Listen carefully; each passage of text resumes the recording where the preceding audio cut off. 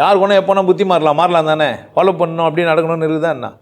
மாறுவது மனம், மாறுவது புத்தி எப்போவுமே பேதலிச்சினே இருக்கும், வேற ஒன்று நாடினே இருக்கும். எப்போ எப்படி ஆகும்னு தெரியாது. ஆபத்தானது யார்? மனிதன். ரொம்ப ஆபத்தானது நம்ம மனம். அசிங்கத்தை ஈஸியாக செஞ்சிடும், தப்பாக செஞ்சிடும். நமக்கு எதிராக நாமளே செயல்படுவோம், நாமளே தற்கொலை பண்ணிப்போம், தூக்கு போட்டு தூங்குவோம், நாமளே ட்ரெயினில் போய் தலையை வைப்போம், நாமளே நம்மளை அசிங்க பற்றிப்போம். அந்த மாதிரி தான் நமக்கு செய்யப்பட்டுருது. கவனமாக இருங்க. நீங்கள் படிக்கிற புத்தகங்கள், நீங்கள் சொல்லித்தர வாத்தியாருங்க, நீங்கள் படிக்கிற பார்க்குற கேட்டுக்கிற எல்லா விஷயமும் உங்களை என்ன வாக்கிடான் அடிமுட்டாலாக மாற்றிறதுக்கான வாய்ப்புகள் நிறைய இருக்குது.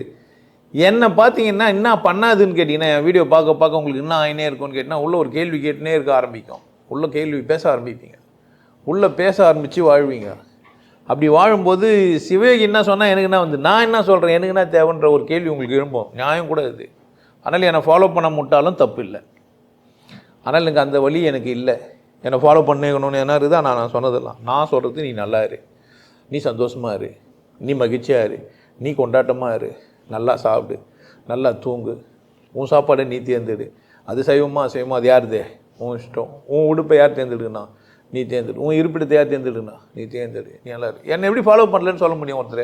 ஒருத்தர் கள்ளமனை கூப்பிட்டு சந்தோஷமாக இருக்கிறான்னாவே என்னை எப்படி ஃபாலோ பண்ணல? அவர் ஃபாலோ பண்ணுறாரு.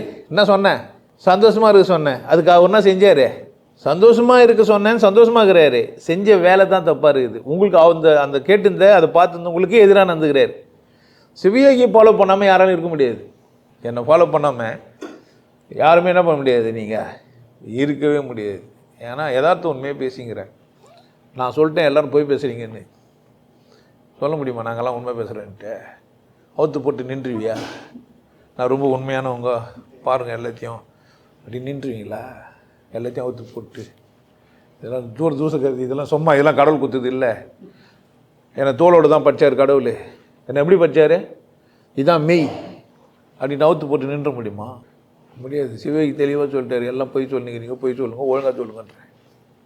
பொய் எப்படி சொல்லுங்கள்? உங்களுக்கு ஏற்ற மாதிரி சொல்லுங்க.